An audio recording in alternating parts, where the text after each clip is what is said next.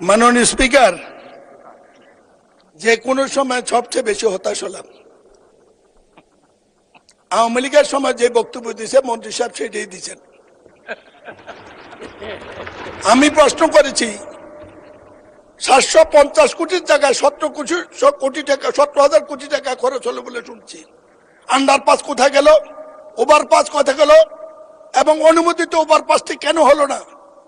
আরেকটি রাস্তা হলো এখানে ব্যারিকেড দিয়ে রাস্তা বন্ধ করে দিল কুত্তামার্কা নির্বাচনের সময় 14 সালে। 14 সাল থেকে এত লোক মারা গেল, একজন লোকও ক্ষতিপূরণ কেন কেন? মন্ত্রী মহোদয় বলছেন ওভারপাস হবে, এক্সপ্রেস হয়ে হবে, এই রবীন্দ্রসঙ্গীত বহু শুনেছি।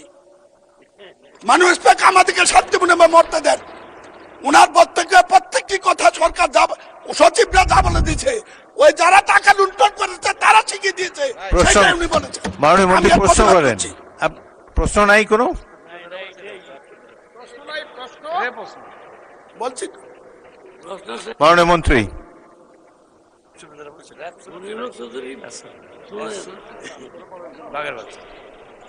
প্রকল্পটি এর আগের থেকেই বাস্তবায়ন চলমান আছে।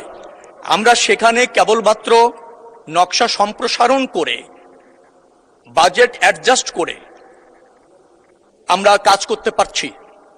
আর এখন যে প্রকল্পটি নেওয়া হচ্ছে 10 লেন করবার ক্ষেত্রে ঢাকা চট্টগ্রাম মহাসড়ক, সেখানে কিন্তু ওই অঞ্চলের দুর্ঘটনা, ওই অঞ্চলে যানবাহন চলাচল ক্ষেত্রে যে শৃঙ্খলা, যে ইন্টারসেকশনগুলি আছে, সেটা যাতে প্রচুর যানবাহনকে ম্যানেজ করতে সক্ষম হয়, যেহেতু পদুয়া বাজারের বেশ কিছু আপনার যুক্ত আছে ইন্টারসেকশন, সেটাকে পরিকল্পনা করে আগামী দিনে যে প্রকল্পটা যাচ্ছে সেখানে আছে।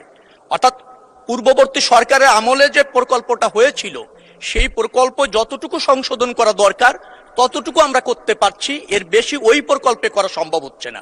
সরকার নতুন এসেছে, নিশ্চয়ই মাননীয় সংসদ সদস্য তিনি আমাকে এই বিষয়ে জ্ঞাত করেছেন। আমি সেখানে সচিব এবং আমাদের সড়ক ও জনপথ অধিদপ্তরের দায়িত্বশীল কর্মকর্তাদের তাৎক্ষণিকভাবে পাঠিয়েছি। তারা সেখানে সরজমিনে দেখে আসছে, বেশ কিছু পদক্ষেপ আমরা নিচ্ছি। দ্রুততম সময়ের মধ্যে নিশ্চয়ই মাননীয় সংসদ সদস্য দৃশ্যমান কিছু দেখতে পাবেন। মাননীয় মন্ত্রী, এবার আমার প্রশ্ন, আপনি যেসব পদক্ষেপ নিতে যাচ্ছেন এতে কি মাননীয় সদস্য মনিরুল হক চৌধুরীর সমস্যার সমাধান হবে? এক কথা বলেন, ইয়েস অর নো। আংশিক হবে, আংশিক হবে। ধন্যবাদ মাননীয় মন্ত্রী।